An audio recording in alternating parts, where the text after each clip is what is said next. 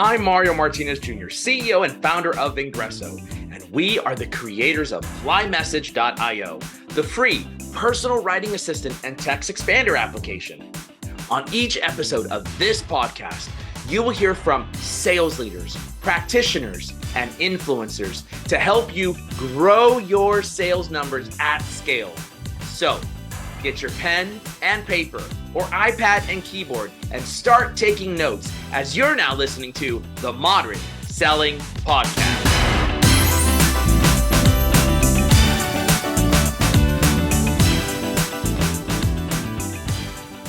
This podcast is brought to you by Korn Ferry.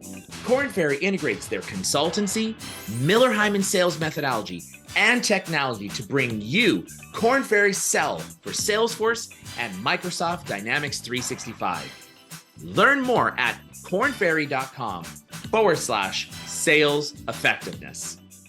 Ladies and gentlemen, welcome to this episode of the Modern Selling Podcast. I'm here with my friend, the GM and founder of Wingman, Mrs. Shruti Kapoor. Shruti, welcome to the show.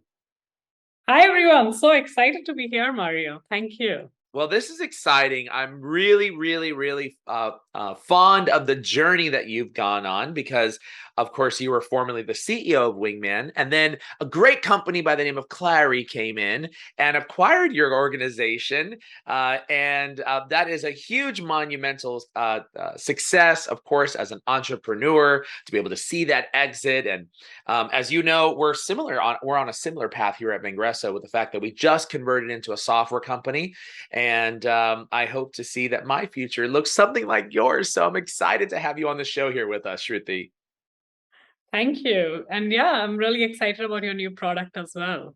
Thank you so much. Well, we're having fun with Fly Message and starting to grow, take off by leaps and bounds. So that's really exciting. But we're not here to talk about me. We're here to talk about you. So do me a favor. Talk a little bit about your background and Wingman, and then, of course, Clary. And then I've got a very special question that I always ask all my guests. Absolutely.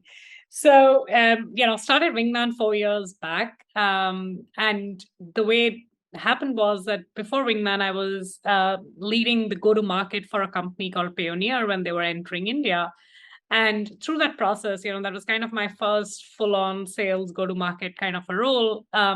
And I realized, I had all of these little frustrations with trying to communicate with my product team, with my marketing team, what the customer was trying to say. And then, when I was looking at my own team, there were people who were doing, really well, and there were people who were not doing so well, but they all seemed to be putting in a lot of effort, right? And I didn't know actually how I could go back and give them feedback. And, that kind of started my journey with saying, hey, customer conversations are really important. The stories that the customers tell need to be heard firsthand sometimes. And that was, how Wingman got started. Before that, I had spent a decade in finance. So that's kind of been my journey getting into entrepreneurship, into sales through various steps and missteps. I, in fact, studied biotechnology and, initially wanted to be a researcher and spend some time doing that too. Very, very different from what I do today. I would say just a little bit. Yeah, biotechnology, sales, technology, just a little bit of a difference between the two segments there. No, well, that's very exciting. Now, as you know, we had Kevin Canerium, the CRO of Clary, on the podcast. I think that was somewhere between episode like 150 and 170 or something like that when he came on to the show. So always great to have somebody in the family from Clary. By the way, what does Clary do since now Wingman's a part of Clary? Yeah, so Clary is a really exciting revenue platform. And, the idea is that when people are trying to run revenue, they are looking at it in many broken, fragmented pieces. You're looking at your CRM, you're looking at your BI tools, you're looking at spreadsheets, right? So it started out by saying, hey, how do we actually kind of kill this three-headed hydra and make it into one singular platform, because revenue is just too important to be left fragmented across multiple tools. It breaks into many things. One is, of course, helping people understand how they've performed historically. What did your last quarter on this day look like? Right? What did, how did your forecasts change over a period of time? Things like that. And then, of course, using all of that to help people get more confidence on what their future looks like, right? So, where do we think that you are going to end this quarter, just based on how historically you've performed, how each rep does their forecast, how each signal that we are seeing at the AI level does the forecast. And then bridging, of course, the past and the future is the present. And that's kind of where Wingman comes in as well, which is to say, hey, what can I tell you in real time, and how can I impact some of those revenue critical moments when it has the most impact? Because all of us know that we go back and think about, hey, I could have won that deal if I had done it differently, but you can't unlose a deal, right? So that's kind of where the platform play comes in. So looking at historic data, looking at current moments, right? So that could be something as simple as saying, hey, right now somebody's asking you for a discount, instead of giving the discount, now say this, right? Or it could be something as macro as saying, hey, for this deal, I think these are the three things that are not working out well. There's lots of discussion around competition. Now, how do we go and tackle that? And then, of course, doing the best forecast that there ever can be. That's really awesome. So I remember from my conversation with Kevin was really Clary was taking data across all of your all different platforms like emails, meetings, marketing campaigns, CRM data, and delivering really actionable insights that reps could execute against. And now you add in the Wingman component, which is the conversational intelligence piece, correct? Yeah, that's right. And now you've actually got all the data points plus what are people actually saying, and bringing all those insights to be able to help provide a more valuable set of insights. And it actually makes a whole lot of sense in my mind to bring all that stuff together under one umbrella. I've always said that what we'll see in the sales technology space is much more consolidation. And I think we're going to talk a little bit about that in terms of future of technologies just in a little bit. Well, listen, great to have that little background. I always ask everybody a very special question on my podcast at the very beginning, and that is, tell us something nobody knows about you, Shruti, even if they were looking at any or all of their of your social profiles. I'm looking for something juicy. What don't we know? Can I tell too? You can tell too, absolutely. I have an absolute paranoia of cockroaches. Right. I think if I it was think a we all cockroach do. jumping off a building. All right. Paranoia of cockroaches. Check. Got it. Yeah, and the other one is I have broken multiple bones, and a lot of them through bicycle accidents. So yeah, I think I believe I have broken like every limb in my body. Oh my So God. Wow. So you truly are a road warrior. So those battle scars don't come easy. Yeah. oh my goodness. From that, and that's obviously from crashes or hitting a rock or falling or any Yeah, of and it those. started when I was just like 6 years old. So I don't know.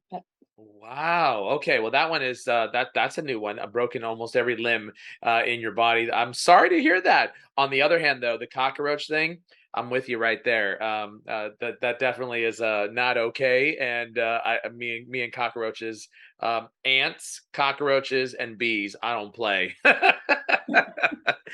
Funny story. When me and my wife, the first time we went to Hawaii together.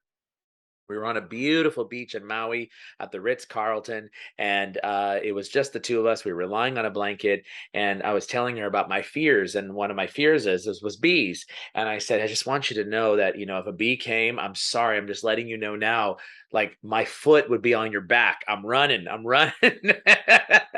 And so, like 30 minutes later, sure enough, bzzz, right here by our face, and I was gone in T minus like half a nanosecond. And she was like, "You left me there with the swarm of bees." And I'm like, "Man, I told you I'm out of here." Every man for themselves on when it comes to bees. Any case, so I'm with you on these some of these insects. All right. Let's get into some meat here. Obviously, you've done a phenomenal job with Wingman and building a conversational intelligence platform. Obviously, that came as a result of Clary acquiring you guys. Um, Interestingly enough, though, we talk a lot about customer acquisition and things that customers our sales team should do. I want to kind of rewind for some of our startup customers. And we've got a lot of folks that are listening in that are, building new technologies, new companies, new whatever it might be. You started from the ground up. Talk a little bit about how should B2B startups go after and acquire their first 10 customers. Yeah, I know, people always ask that question, right? Should I start investing in marketing? Should I hire somebody? I think the biggest lesson that we learned, and we made like our fair share of mistakes, right? Like we tried all of those things. And no surprises, none of those things worked. Um, the biggest lesson that we learned was that what you need is a way to build trust with these people, right? And at different stages in your company's life cycle, you have different levers for building trust, right? Imagine like if you're a Google, you already have a brand name. You don't even need to show me customer testimonials for me to trust you, right? The time before that, you probably needed customer testimonials or some ratings for people to trust you. But as a startup, you have neither of those things. You don't have a brand, you don't have customers, you don't have testimonials, you don't have G2 ratings. So how do you build trust? And that ultimately boils down to the founders being the basis of building trust, because these people don't know whether your product will work. They don't know whether your company will exist 2 years later. The only thing that they are trusting and that they are hanging their hat on is the founder. So I feel that early on, whoever is the face of the company, and of course, if you can have multiple people who are the face of the company, great. But they literally are the people that are building the trust with the customer. And so, one is, as a founder, even if you're a technical founder, you've never done sales, you don't have the choice to hide behind the curtain and say, I'll hire somebody to do sales because nobody else can. And two, you have to use that route, right? So you have to use yourself as the proxy for trust and see how you can leverage that. So for us, the way the journey went was, we tried a variety of different things, but we had to go back to the drawing board and say that, hey, let's, dig into the network, direct, indirect, and try to find people who will initially, do that engagement, spend that time just because, they trust me. And then you find ways to scale that. So maybe that's just your first 3 customers. And then you use those 3 customers to, talk about how they use the product, what value they got out of it. It's not going to be getting you like 1,000 G2 reviews, but it's going to get you to the next level of saying, hey, somebody else has used and has gotten value out of it. And then you try to amplify that message. And then you build on top of it. So, you get your first 3 customers like that. And then you can start using their message, their testimonials, their words to spread the message to the rest of the world and then take it from there. I think a lot of startup companies think they have to go big, really big, right, to be able to see the results that you just talked about. But I remember in our early days of Vengreso, when we were first forming Vengreso as a then sales prospecting training company, while I did merge together 7 companies to collectively form the largest digital sales prospecting training company, the fact of the matter is we had didn't have any Vengreso specific customers. And so I remember our first videos that we did with folks just like yourself, Shruti, where we would, get on a Zoom call, we'd hit the record button and we would like, so tell us a reason, what did you enjoy about the training program? Why did you buy? Why would you encourage people to buy from us? Right. And it was just raw footage that we would take, and we would publish that particular content, and that was good enough. And I think a lot of founders think, oh, I can't publish this on social media. Oh, I can't put this on YouTube. Like if you go to our YouTube channel, which is still on there, and go back 5 years ago, 5.5 years ago, you actually see content on there that you're like, whoa, I can't even believe that we put that content. But to your point, what we want to be thinking about is not about the perfect content. We want to think about how we can use that content to get to the next one and the next one and the next one. Almost like finding investors, almost like finding your to your point, the next customer. Try to go after some big ones that you've got no like and trust relationships, I think is what I heard you say, big or small, and then turn around and leverage that to go and talk to Johnny, Billy, Susie, Mary, and Bobby, and mention that over here, John Smith or Mary Susie also is a current customer, to create that kind of like, well, if they're doing it, I should look at this. That's kind of what I hear you saying, yeah? Exactly. I think the only place where we shouldn't use that strategy is when you're trying to find your life partner. When you're trying to find your what? Life partner. Oh, yeah, good point. Yeah, don't do that. When I was with so and so, we should probably. Yeah, that would be a bad thing. You don't want them talking to the old ones. That's a great point. Love that. And this also works for B2B companies who are interested in actually finding investors as well. Like, you find one investor, you get the referral to the next one and the next one and the next one. Isn't it something? We talk about this all the time in sales. I think the statistic is 60+% of all introductions result in an actual first touch meeting, right? That someone who knows somebody will make that introduction for you. And that's the name of the game when you're actually coming out of the gates, is to find that one person who can introduce you to one more, who can introduce you to one more. But we forget, and as a salesperson and as a founder, to ask for the referral, ask for the introduction. And most people, I find, are willing to help if you just ask them, will you help me? Yeah, that's true. Being authentic, vulnerable, and open. And I think where you can be reciprocal always helps. Now, I want to kind of switch gears here. Wingman obviously is a conversational intelligence platform. Everybody knows that these are not plugins for particular products at all, endorsements. But fundamentally, we have a problem in the sales community, in our industry. And that problem stems around coaching our reps up to be able to be better. I've said before in many a keynotes, buyers have gotten smarter at buying faster than reps have at selling. And the pivotal component that generally is always missing when I talk to sales leaders: how much time are you spending coaching your sales team? So let's talk about, why doesn't sales coaching happen? It is, the billion-dollar answer that every CEO wants to know, right? Because when you hire your sales managers and you come up with this very thoughtful structure of, hey, for every 5 reps, I'll have a manager.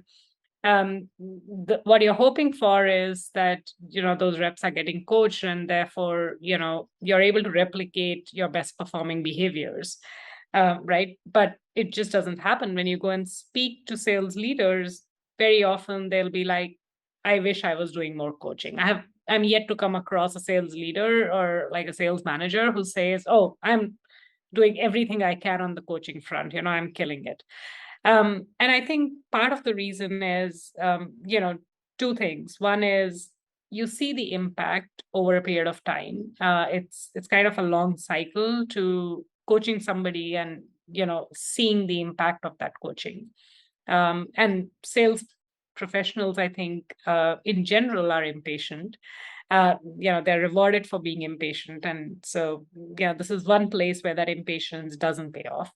The second thing is that sales coaching is not, you can't like do all of your sales coaching in one day. You can write all of your email follow-ups in one day. Maybe that's not such a great idea either, but you can bundle things, but you can't coach the same rep 5 times instead of coaching the same rep over 5 weeks every once a week.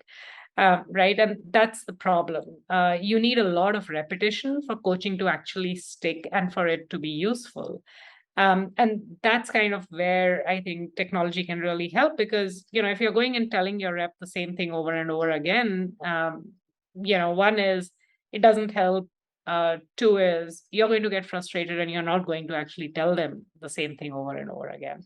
And that discipline of repetition and repetition at the right time is something that technology can just do much more better.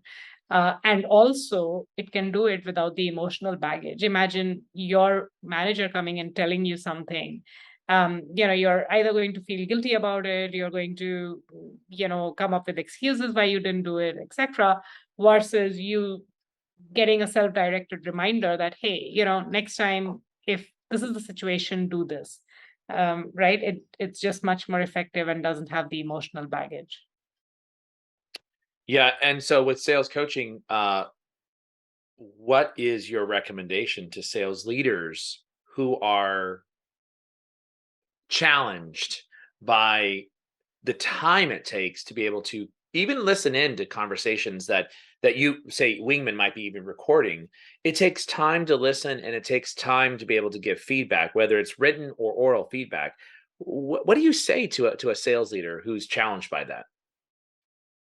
Yeah, I think one is start small, right? I think this is one place where less can really be more. And just an example, if I go and give 3 different pieces of feedback to a sales rep, the chances are they're going to nod on every one of those and they're going to remember 0 of them a week later, right? Versus if I say, hey, let's just pick one theme for the entire team, right? Maybe that theme is we are going to talk about at least one customer story in every discovery call, right?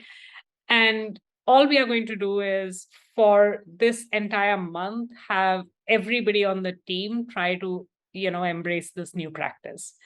Now, what that does is, one, you can go much deeper. You can think and ideate about, how do you introduce, when do you introduce that story? What is the story? So you can kind of go deep into it. And then two is it becomes very easy for you to not have to go listen to calls, but create, kind of themes and topics that you can just look at, right? So you can just now create a topic saying customer story, and then the dashboard, because the technology is advanced enough to say, hey, every time a customer story related thing got discussed, I will tag this for you. And then it can automatically tell you, hey, Mario spoke about it in 70% of his calls, and, Mary spoke about it only in 35% of her calls. And so you don't have to actually listen to every call. Right. And if you do want to go listen to some of them, it's easy to find that snippet and just listen to the 30 seconds.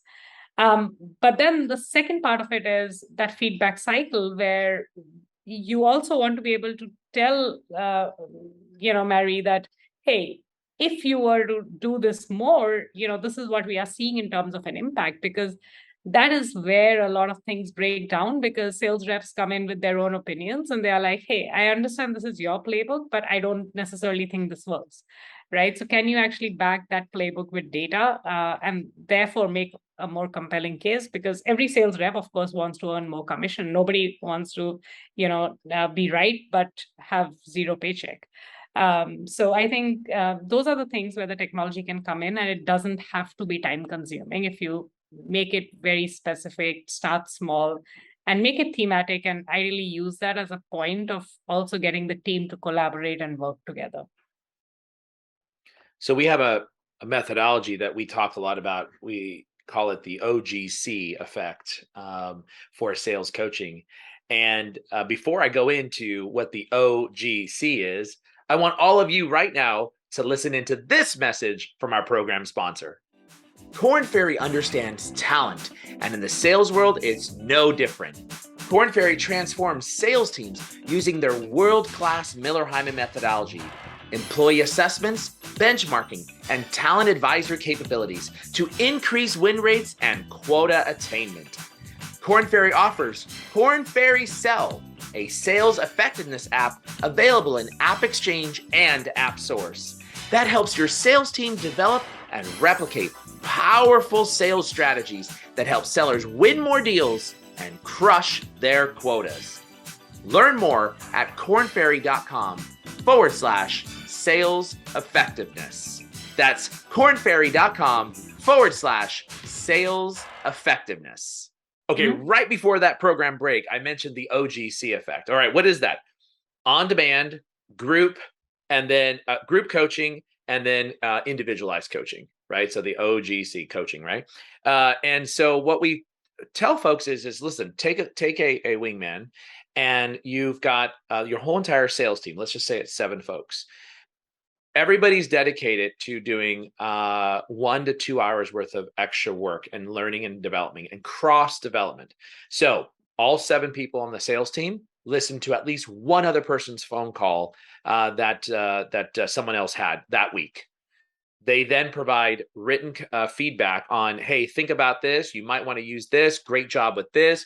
Hey, don't forget about, right? So you add that coaching. So the first thing is me, myself, and I pick one of my own calls. That's the on-demand, listen to the on-demand. The second thing is I listen to somebody else's call. And of course, I can listen to them at 1.25, 1.5x the speed. So a 30-minute call really only takes like 20 minutes, right? To be able to listen to.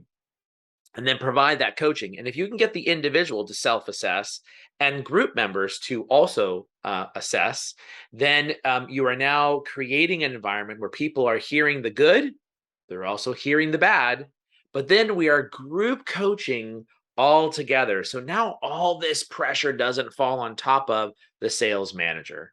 And the sales manager now is responsible for doing that as well, where they're doing that with picking a rep per week. And basically, if they cycle through, they have 7 reps. By the end of 7 weeks, they've done it 1 time per rep. And now they recycle back all over again. But at the same time, every rep is still helping each other out all the same exact time. So we call that the OGC effect. And it's uber important if you have take the time to listen in to these calls and provide that valuable feedback. What we found is those that don't do it do not accelerate as fast because they're not hearing good talk tracks, and they're also not hearing the bad talk tracks as well. They're doing their own thing, and they think is what is good is may or may not be actually good. So we've implemented that. We also talk a lot about that with customers that have a problem with coaching. What are your thoughts on that OGC? I love it. I think if you can, it does 2 things. One is when you're teaching, you're actually learning much better, right? And 2 is it removes very often, when you listen to your own calls or you put yourself in in a position, you tend to be biased, right? Because you have all this emotion running through your head on why you did something, etc. But when you look at it with somebody else doing it, right, it actually clicks for you much better too, right? Because you are then objectively evaluating how the customer responded to what a sales rep said, and you are able to actually put yourself in the customer's shoes in those situations. And that is just the best kind of training that you can get. And of course, you are then doing the feedback loop with the managers and all of that. So it's scalable. I love it. Well, with that in mind, you guys, of course, have had a ton of analytics and data that you've gathered over the course of time, where you've built your conversational intelligence platform. I'm curious, what is the most surprising sales fact you discovered from all that data? Maybe I'll ask you again. Can I go with 2? Absolutely. Of course. Give me 2. Give me 2 pieces of data. So one thing that I thought would make a huge difference, and it doesn't, is a lot of times people think that sales reps do a poor job of asking for setting up next steps. And I was surprised that actually happens in more than 80% of the calls. Sales reps seem to be pretty good at it, or, they've been trained to be pretty good at it. And it also doesn't make a significant difference in win rates because, it's anyways happening across most calls.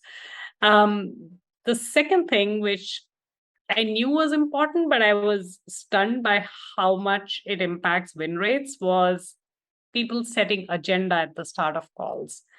And it roughly doubles your win rates if you set up agenda at the start of your calls. Wowzers. So wait, it doubles your win rate by setting up an agenda at the start of the call. Yeah. And help me understand when you say set up an agenda. This more like, hey, I just want to review what the purpose of this meeting is. Here's what I expect. What do you expect? Or what are your objectives? Something like that. Exactly. And so those that do that at the start of each call can increase your data shows they can increase win rates by 50%. By 100%. Almost double the win. I'm sorry, you did say that, and I did math incorrectly in my brain. Yes, by 100%. Wow, that's amazing. And how long is that data period covering? It was across a period of a year, across a few million minutes of sales calls. No kidding. Interesting. So that kind of makes sense. It's kind of like, what are we here to talk about? Do we have an objective? And are we meeting the customer's objective and goals on the call? Versus starting on a call, you talk about what you want to talk about, and the customer gets frustrated that they didn't get a chance to talk about what they wanted to talk about. Yeah. And I think the other thing that it does is you don't want the customer to come into the meeting thinking, hey, this is like time for me to watch a movie and eat some popcorn, right? You want the customer to be kind of on the hook to say, hey, if everything else happens, then this is the next step. And you want the customer to be thinking about, hey, as I'm going through this, am I getting the right information to help me make the decision for the next step? Right? So that they are more engaged, they're asking you the questions, right? And they are trying to constantly make that decision. What you ideally want is that they are spending that time making the decision during that conversation versus them just being passive observers during the conversation and then leaving the decision making to after the call. Because after the call, they are going to go into their inbox, they're going to have 50, 100 messages, they're going to get Slack pings, and they're going to forget everything about the great conversation they had with you. Question. I don't know if you have this data, but how many reps do not set up an agenda or tee up the objectives at the start of a call? You'll be surprised. I don't remember the exact number, but it was less than 10% of calls where people actually set up agenda. No kidding. That is shocking to me. Wow. So basically, what I hear you saying is that B2B reps are coming in with their objective, what they want to accomplish, and it may or may not be matching what it is that customers want to accomplish. Yeah. Okay, that part I'm not surprised at, but the fact that it's less than, even if you had told me less than 20%, I would have been still like, what? Like that's like standard 101. Like this is what we want to, this is what we're here for. What are you here for? What do you want to get out of this, right? Like that's kind of relationship 101 when you meet somebody for the first time, you're kind of like, hey, what do you want to get out of this? Like what are you trying to, what are you trying to accomplish? Although on the other hand, many people like to free flow and you meet somebody for the first time and you just like see where the conversation goes. But I think we all realize that buyers have objectives and they have a limited amount of time. That's the one thing they don't have a lot of, time. So this sounds like basically we need to sort through what do buyers want and what do they not want at the beginning of each call. And the fact that we have 10% or less of reps doing this is pretty shocking. We have something called here a POW that we implement in our calendar invitations. Every calendar invitation that's with the customer, we put a POW. Do you know what a POW is, Shruti? No, I don't. Purpose, agenda, and length. So we outline in that calendar invitation that you receive what is the purpose of the meeting, what's the agenda, and those 3 or 4 bullet points, and then the expected length of the meeting as well. And usually that is what we tee off of from a conversation with a customer. This is what we had in mind. This is what we wanted to accomplish, our purpose, and here's the agenda that I had in mind. Is that the agenda that you wanted? Is that the objective? And to me, it's such a non-negotiable. So I guess I would encourage all the B2B sales leaders listening in, and maybe you too as well, Shruti, is I don't care what you call it, a PAL or something else, get a PAL in place. Make sure you recognize or understand what the agenda is, the objectives are, and confirm it with the customer. That's what we're saying, yeah? Yeah, absolutely. Wow. Okay. All right. Well, we're gonna have to. I would love to see you. That's some great data that you guys should really publish. I've seen some other things from conversational intelligence platforms that say, "Hey, if you swear, you can increase your win rates by 30 something percent." And I thought, "Oh my God! Now, if you say the F word at least once, you can win like 22% more." And I'm like, "Really? Like, do really people do that?" Like, I just would never do that. But any case, that's some really good data right there. All right. All right, let's kind of change gears. You are now still obviously the GM with Wingman underneath Clary, but now you're having a larger insight into new and future technologies. Talk a little bit about that. What does the future of technologies look like within the sales organization, within the sales industry? Yeah, I think it's a hotly debated topic. Will technology replace humans in the sales process? And I think for B2B, right, I think for B2B sales, I think that answer is going to remain unknown. But it is going to have a big impact on many roles and functions within the sales process. And I think today technology is almost a differentiator. And sometimes it gives people unfair advantage. I think in the future it's going to actually become the leveler, because everybody is going to adopt it to do a lot of the repetitive tasks and things that humans are just not good at. So let's look at a few things within the sales process or workflows that I think are going to get automated, right? Um, I think one is large parts of the qualification process, right? Asking the simple questions around, hey, what's your tech stack? Does that even, does my organization or my product even support that, right? Those type of things I don't think need a call and will go away. Right. The second part of it is, where we expect people to do the same task multiple times, right? Where it's not personalized, it's low value. And I think where there is personalization, technology is going to come in with helping scale that, right? I think one thing that today technology isn't that good with is interpreting what we call unstructured data, like conversations. What does my expression mean? What does my tone mean? And making sense of it into structured data, right? So could you literally have a field in your CRM which says, hey, 70% of this conversation was very positive, and it seemed like this was very engaged. I think those are the things that are going to happen, where you're not just looking at the content, but you're getting the higher level cues as well, and that's all going into your system. The second thing there is the ability to actually act on the data much faster. Today, there is data, then there are insights, and then there is decision making that needs to happen on that data, which is very much in the hands of humans. And then based on that decision making, somebody needs to act on it, right? And these are all 4 disjointed steps.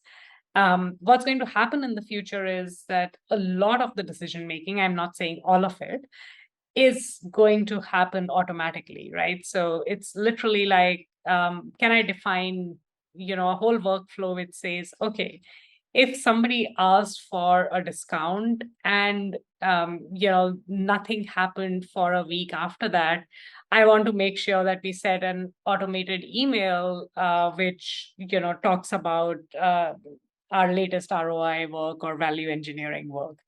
um, and being able to do that, taking all of those signals, creating these matrices, I think that's going to be something that is going to happen as well.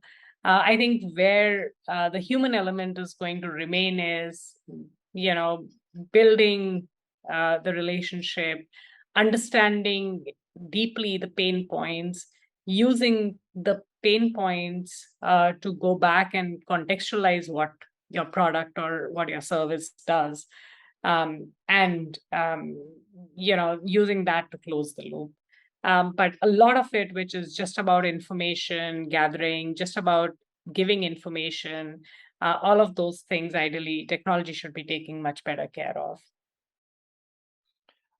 Great insights, good predictions as well.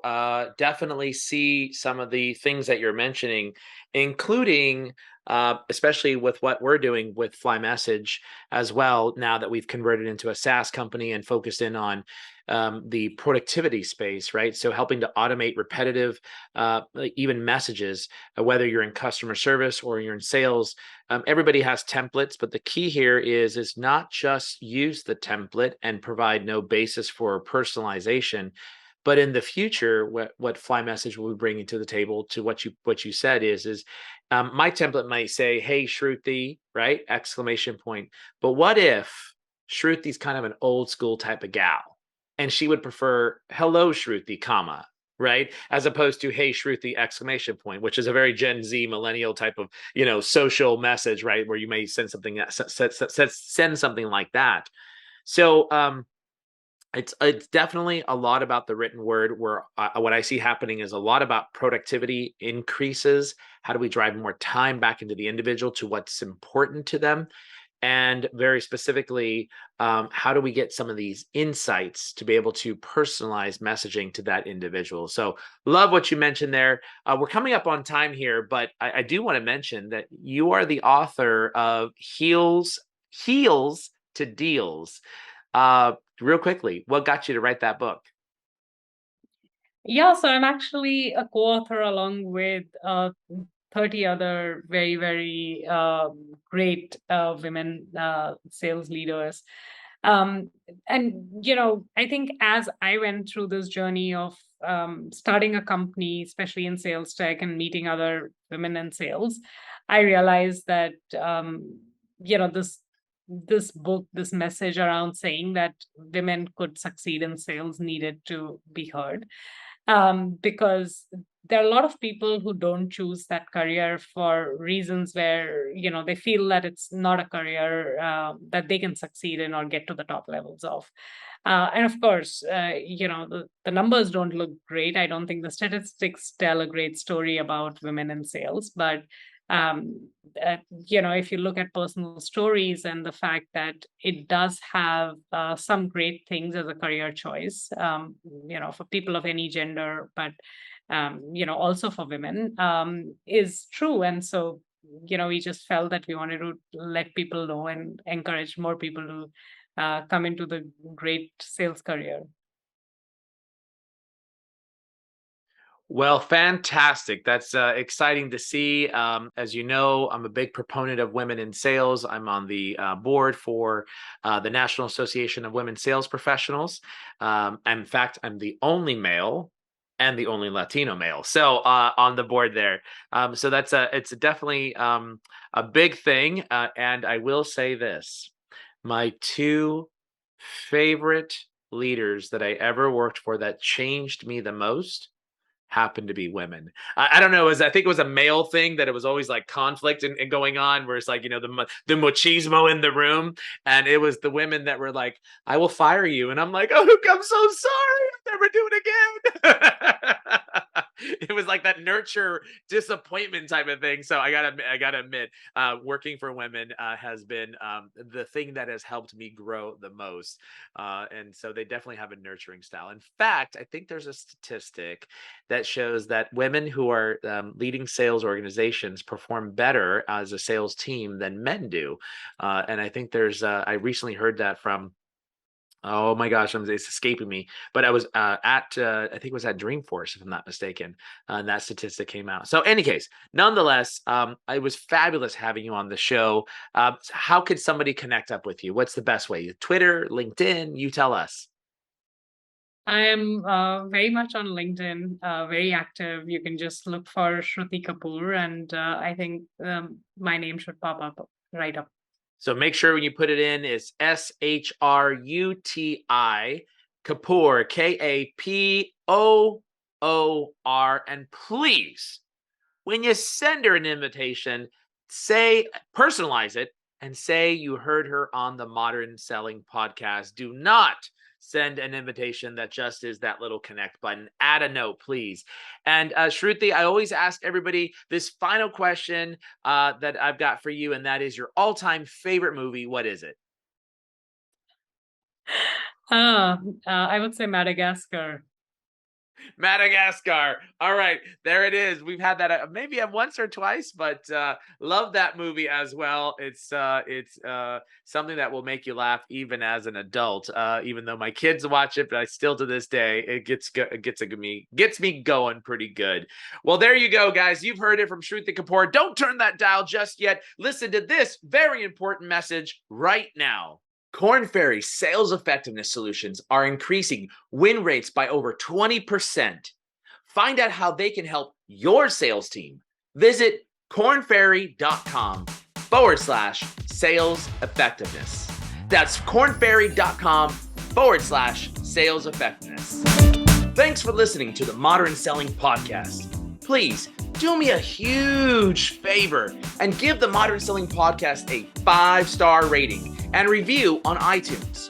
Oh, and don't forget, if you'd like to save 20 hours or more in a month and increase your productivity, go right now and download Fly Message, that's flymsg.io, for free. It's your free text expander and personal writing assistant. Hey, thanks for listening in, and until the next episode, good selling.